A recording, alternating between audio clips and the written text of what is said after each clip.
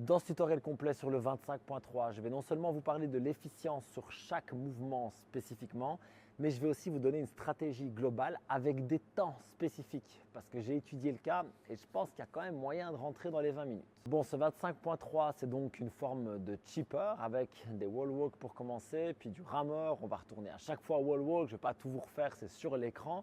L'idée ici, c'est surtout de comprendre qu'on a une charge qui est très dégressive et que finalement, on ne peut pas du tout s'inspirer des meilleurs du monde si on a un niveau RX ou Scaled parce qu'on les a vus entre guillemets se balader en moins de 10 minutes alors que pour la plupart d'entre nous, terminer dans le cap time sera déjà excellent. Aujourd'hui, je vais structurer la vidéo un peu différemment. Ça veut dire qu'au lieu de vous faire une stratégie globale et puis d'aller sur chaque mouvement, en fait, on va d'abord aller sur les mouvements. Pourquoi? Parce que la stratégie va dépendre très largement de votre capacité à bouger les charges différentes qu'il va y avoir dans ce workout. Donc restez avec moi pour les mouvements parce que je vais vous donner des conseils spécifiquement en fonction de votre force. Et puis après, je vais vous établir une petite stratégie avec des temporalités relativement exactes. Vous allez voir, j'ai même étudié combien de calories il fallait faire sur le rameur pour rentrer dans les temps. Deux petites infos d'abord avant de passer sur le rameur. La première, c'est que je vais vous mettre les time codes. Donc vous allez pouvoir cliquer dans la vidéo là où vous voulez aller, rameur, deadlift, etc. Et vous avez aussi tous ces conseils-ci résumés dans un PDF. Donc que vous pouvez télécharger ou vous pouvez même imprimer, c'est très pratique, le lien est juste en dessous de moi.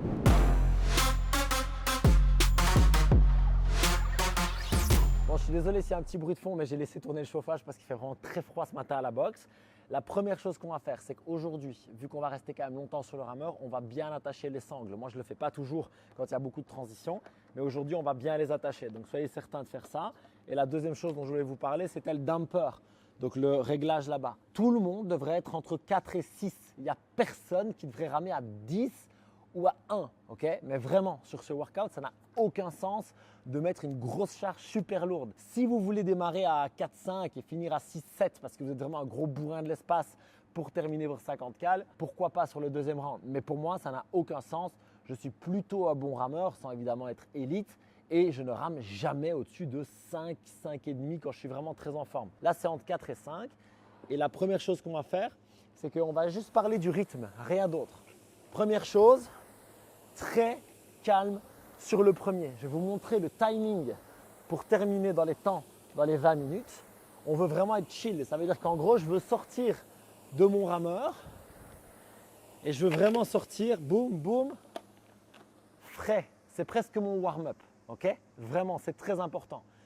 Ces 50 cales-là, si vous perdez 10 secondes ou même 20 secondes dessus, ce qui est beaucoup par rapport à votre temps à vous, ce seront 20 secondes que vous récupérez extrêmement facilement sur les wall walk, sur les deadlifts, sur les transitions. Vraiment, 20 secondes, ce n'est rien du tout dans ce workout. Première chose. La deuxième qu'on va vouloir faire, c'est essayer de se relâcher au maximum musculairement. Donc, ce que je vais faire, c'est que je vais pousser avec mes jambes, revenir calme et ici, je relâche déjà mes mains. Okay, je suis très calme. Tu vois, je grippe à peine le truc et je pense bien à chaque fois à revenir pousser avec mes jambes, revenir calmement. Pousser avec mes jambes, revenir calmement. Alors là, je vous donne juste deux petites astuces ou plutôt deux techniques à faire. Si vous êtes plutôt fort sur les cuisses et moins dans le dos, vous allez faire des mouvements complets. Donc, vous allez venir faire du rameur comme ça se fait bien, avec les tibias verticaux, un mouvement linéaire, parfait.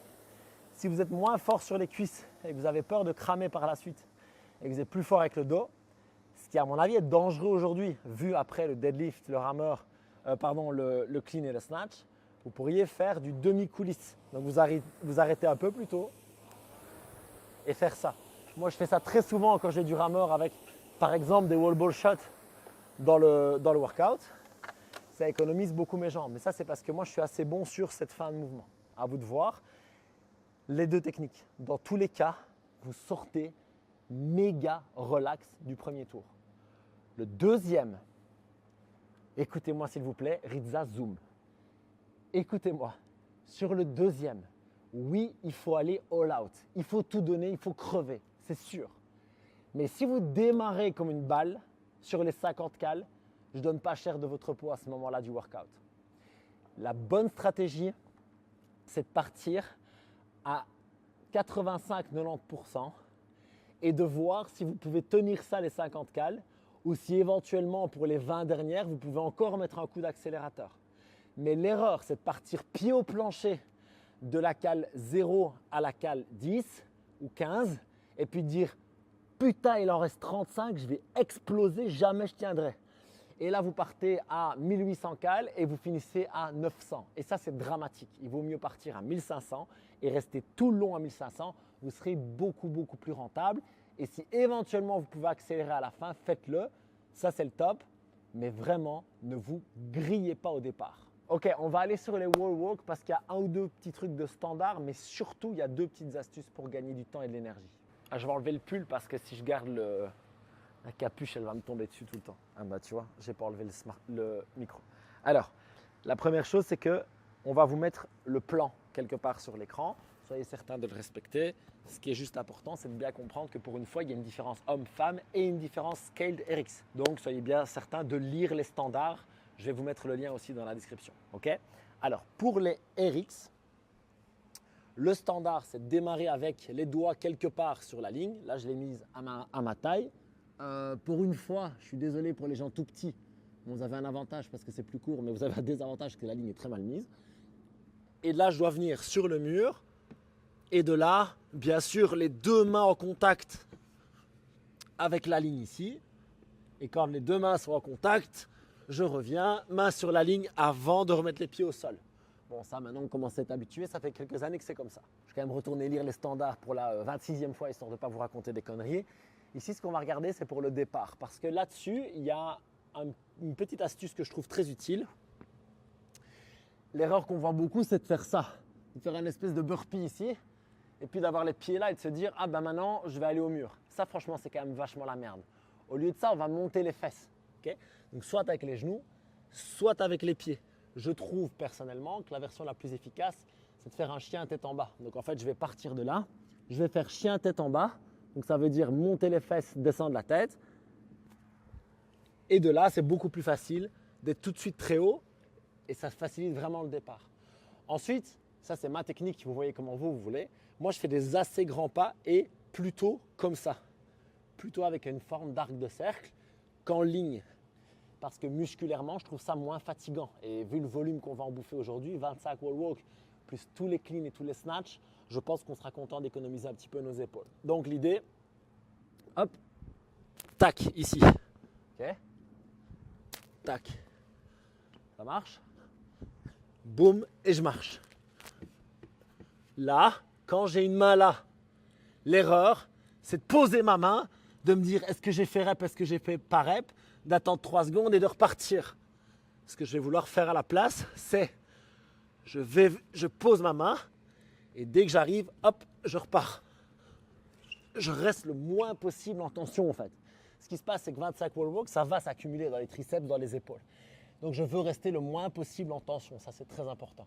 D'ailleurs, tu as vu ce que j'ai fait, je suis venu valider ma rep et hop, tout de suite je me suis relevé. D'accord?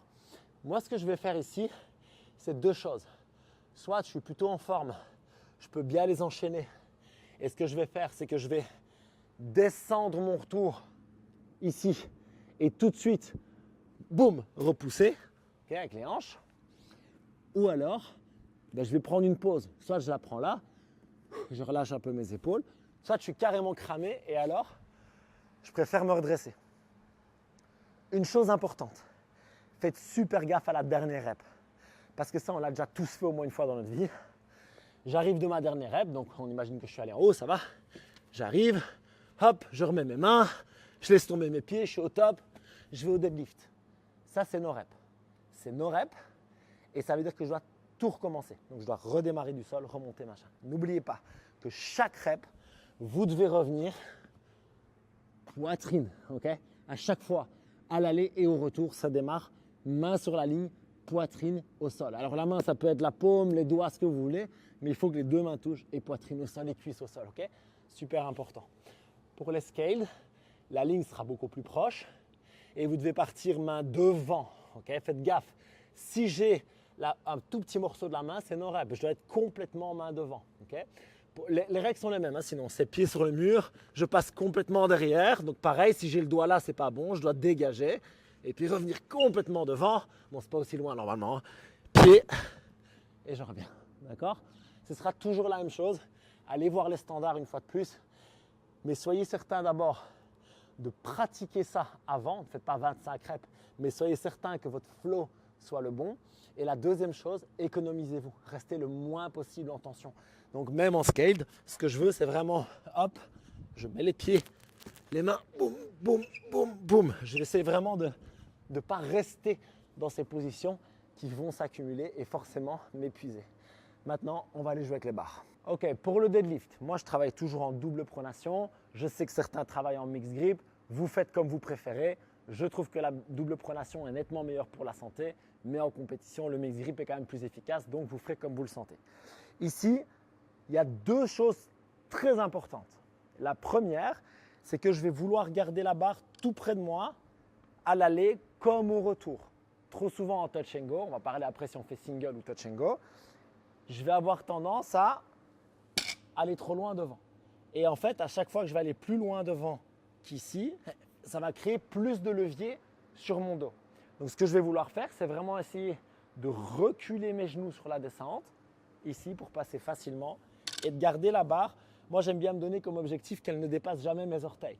Bien sûr, la barre aux orteils, ce n'est pas parfait pour un deadlift, mais quand on fait du touch and go, on va se donner une petite marge de manœuvre quand même. Et donc, je vais venir travailler ici avec la barre, hop, là. Alors, je pense prendre le hook grip. Pas parce que je ne suis pas capable de le faire sans, pas parce qu'il y a de l'accélération puisqu'il n'y en a pas en deadlift, mais parce que je pense que ça va économiser mon grip pour après. C'est une option que je me donne. Peut-être que je partirai en double pronation et que je terminerai en hook grip. Simplement, c'est quand j'ai le hook grip, je peux me relâcher beaucoup plus au niveau des avant-bras. Maintenant, est-ce que je dois faire du single ou du touch and go? Eh bien, tout dépend de votre force, évidemment. Aujourd'hui, le RX, c'est 102 kg pour les hommes, 70 pour les femmes. Pour moi, c'est en dessous de 70-75%. Si vous êtes au-dessus de ça, donc si par exemple vous avez un deadlift à 130 max et que vous le faites à 102,5, je vous recommande vraiment de faire du single. Ceinture ou pas, à vous de voir. Moi, je préfère pas la mettre. Il y a des gens qui préfèrent la mettre. Et de là, je vais venir travailler vraiment ma rep. Essayer de lâcher le plus près possible de moi et repartir. Alors, lâcher le plus près possible de moi, regarde bien la petite astuce, c'est de vraiment lâcher les doigts, regarde bien comme je fais. Tu vois, comme ça, elle arrive tout près. Si j'arrive, je fais ça et je la lâche, elle va n'importe où. Ça marche? Donc, je vais à chaque fois faire ma rep, finir, ouvrir mes doigts. Descendre, ma rep, finir, ouvrir mes doigts. Juste ouvrir mes doigts. C'est beaucoup mieux pour pouvoir être directement avec la barre au bon endroit. Si maintenant, vous voulez faire du touch and go, rappelez-vous que quand même, les techniques dégressives, c'est vraiment cool. Donc là, de tête, ça pourrait faire 10-8-7 par exemple. Ou ça pourrait faire éventuellement 10-10-5. Mais moi, j'aime bien les séries dégressives. Mentalement, il faut être honnête, ça fait du bien. Si la première série fait un peu mal et que derrière, j'en ai beaucoup moins, c'est quand même plus cool. Moi, je pourrais carrément pousser le truc et faire par exemple 11, 8, 6. Pour vraiment avoir un gros gap entre la première et la dernière série, c'est quelque chose qui, moi, me plaît beaucoup. Maintenant, ici, ce n'est pas le moment de se griller. On ne va pas faire 15-10 sur les deadlifts, sauf si j'ai un deadlift à 200. Mais si j'ai un deadlift, on va dire, je sais pas, assez normal, entre guillemets, pour un RX, par exemple, donc si j'ai un deadlift à 150-160, eh ben, je vais faire des petites séries. Je vais faire des séries entre 5 et 8 reps et ça me semble très bien comme ça. Okay? Je vais vraiment vouloir gérer le fait de pouvoir enchaîner et en termes de respi, souffler à chaque rep. Bien sûr, je profite légèrement du rebond. N'oubliez pas que vous ne pouvez pas accélérer et pensez à garder vos abdos gainés. Ça va énormément vous aider. Voyons maintenant la même logique avec les cleans. Pour les cleans, je vais être cash. Je pense vraiment que personne ne devrait faire du touch and go. Mais personne. Peut-être le mec qui clean 160 kg, peut-être. Et encore, je ne suis même pas sûr. Pourquoi? Parce qu'en clean, faire cette petite rep-là, juste lâcher ma barre au bon endroit ici, près de moi, et repartir, ben en fait, c'est pas vraiment, c'est à peine moins rapide que le touch and go, mais c'est beaucoup moins fatigant parce que excentrique. Et ce double freinage-là, tout ce levier-là, à 61, c'est 61, eh bien ça va me causer beaucoup de dégâts au niveau des ischios, des fessiers, des lombaires. Donc ce que je vais vouloir faire, c'est placer, rep, drop. Je me replace, placer, rep, drop. Vous remarquez aussi que je fais un petit power, même ici à 40, ce qui pour moi est vraiment léger. Je vais toujours faire un petit power. Si tu es très costaud, pourquoi pas faire un muscle, mais ça va demander beaucoup plus d'impulsion. Et donc, il y a une logique à comprendre ici, c'est que derrière, j'ai encore les snatchs et le rameur. Donc, je veux garder cette puissance-là. Si tu es capable de le faire en muscle, fais-le. Peut-être démarrer en muscle, finir en power. Mais à mon niveau, à moi, ce sera juste un petit power bien confortable. Juste pour soulager, faire moins d'extension et moins perdre d'énergie. Au passage, j'ai dit que j'allais faire le hook grip et ce sera le cas, mais je vais taper mes pouces parce que 75 reps en hook grip, ça va s'accumuler, ça va commencer à me faire mal. Sinon, je peux passer en pronation, mais je pense sincèrement qu'avec le volume qu'il y a aujourd'hui, petit tape sur les pouces, ça va faire beaucoup de bien. Petite info importante, si vous n'êtes pas à l'aise overhead avec la barre, que ce soit dans le snatch ou dans l'overhead squat par exemple, ou la réception de squat snatch, je prépare un module de mobilité overhead qui sera dans ma communauté school. Vous avez une semaine d'essai gratuitement avec le lien qui est dans la description. Vous verrez tous les modules présents sur la technique, la mobilité et je vais vraiment vous aider à bouger en plus d'amplitude et en meilleure santé. Rendez-vous dans la description pour ça. Alors pour les snatchs, c'est un peu comme les deadlifts. Ça va vraiment dépendre de notre force. Si je suis capable de faire du touch and go, là par contre, ça va vraiment beaucoup plus vite que de faire du single. Donc ça vaut la peine, comme un peu en deadlift, de me placer et de venir enchaîner ici. Tac, tac, tac, tac. Donc repasser aux cuisses à chaque fois. Okay? Ça, je pense que ça vaut le coup si je peux le faire. Quitte à faire des séries courtes. Je pourrais faire 5, 5, 5, 5. J'espère que je l'ai dit 5 fois. Ça, c'est possible. Je peux aussi faire de nouveau du dégressif. L'idée, c'est que le touch and go en snatch, ça ne s'improvise pas. Ce n'est pas quelque chose, si je n'ai jamais fait, je vais me retrouver avec le dos rond, je vais me retrouver avec des stops en bas, ça va être le bordel. Donc, entraînez-vous à faire ce touch and go avant le workout avec cette charge-là qui, normalement, ne devrait pas vous épuiser si vous savez faire du touch and go avec. Pour moi, ce sera une charge de touch and go. Maintenant, je dis ça maintenant, mais peut-être qu'en étant épuisé du workout, je changerai d'avis. J'aurai l'option de faire du single. Si je fais du single en snatch, faites gaffe, pareil, parce que là, le levier est encore plus grand. Donc, si j'arrive là et que je lâche la barre, elle a fait 2 mètres. Maintenant, je dois aller la rechercher. C'est le bordel. Bon, déjà, c'est hyper dangereux. Mais en plus, je vais perdre un temps et une énergie de con. Donc, je vais vouloir quand même l'accompagner au retour, même si je fais du single. Donc, je vais partir single et là, je vais l'accompagner. Juste la remettre près de moi, en fait. Okay? Deuxième chose, plus vous pouvez prendre des plates qui ne rebondissent pas, mieux c'est. Donc, il y a des plates en caoutchouc là, noir, on en a des bumpers hyper épais qui, bang, bang. Aujourd'hui, vous ne les mettez pas. Vous essayez de trouver les trucs qui rebondissent le moins possible. OK? Alright. Donc, je fais mon snatch et près de moi. OK? Et tu vois, je t'ai vu, je me suis déplacé avec elle. Je suis déjà prêt à faire la rep suivante. Très, très important. D'ailleurs, la charge. Ici, c'est 43, puis 61, puis 102. Si je suis tout seul, que personne ne peut changer ma barre, à mon avis, j'ai intérêt à charger dans cet ordre-là. Donc, en fait, je vais mettre les 10, puis les 10, puis les 20. Ce n'est pas ce qu'on fait d'habitude, on est bien d'accord. Normalement, on met les plus grosses au centre pour épargner les plates et les barres. Ici, demandez à votre honneur s'il est d'accord. Mais moi, je vais permettre aux gens, s'ils sont seuls, de faire ça. Ou alors, bien sûr, j'ai quelqu'un d'autre qui va m'aider à charger, décharger. Et là, c'est différent parce que pendant que je suis au wall walk, il peut s'en occuper. C'est OK.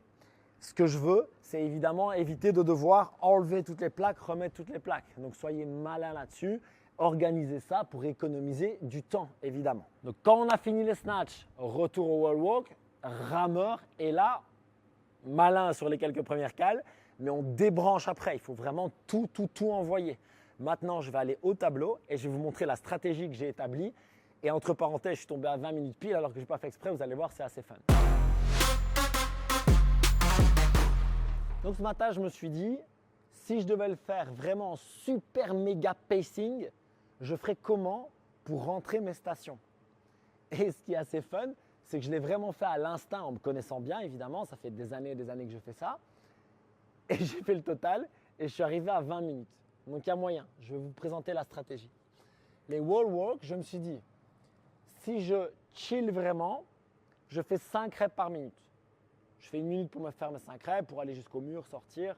Ça fait une rep plus ou moins toutes les 10 à 12 secondes. Ça me semble possible de les tenir. Donc une rep toutes les 12 secondes, c'est vraiment relax. Vous allez vouloir, bien sûr, comme tout bon crossfitter, un peu stressé par l'open, démarrer. Alors si vous êtes un petit gymnaste, pas de problème. Si vous êtes un peu long, lourd ou simplement que vous avez peur que ça s'accumule, allez-y, relax. Ce n'est pas dans les 2 premières séries que vous allez gagner le workout, mais c'est là que vous pouvez le perdre. Be smart. Ok. Ensuite, je me suis dit, premier rameur. 50 calories. Pour quelqu'un comme moi, sans forcer trop, ça va être plutôt en dessous des 3 minutes. Pour quelqu'un qui est un peu moins bon rameur, ça va être plutôt au-dessus des 3 minutes. Et je pense particulièrement aux filles qui forcément sont un peu moins puissantes dessus. Vous avez quand même les 50 cales à faire. Donc je me suis dit, ok, on va essayer de claquer 12 cales la minute pour voir ce que ça fait. Et donc, on va faire 4 minutes. Donc j'ai considéré 4 minutes ici. Et on a testé au préalable. Donc là, on va mettre un petit plan d'assaut. On s'est bien amusé. J'ai essayé 4-5 fois parce que c'était très lent. 900 cales par heure. Alors quand je dis c'est très lent, ce n'est pas un jugement. C'est que moi, je ne rame pas à cette vitesse-là d'habitude. À 900 cales horaires précisément, vous rentrez vos 50 cales en 4 minutes. OK? Garanti. Je l'ai testé juste avant. Donc si vous pouvez tenir ça au premier, vous sortez en 4 minutes et vous êtes chill.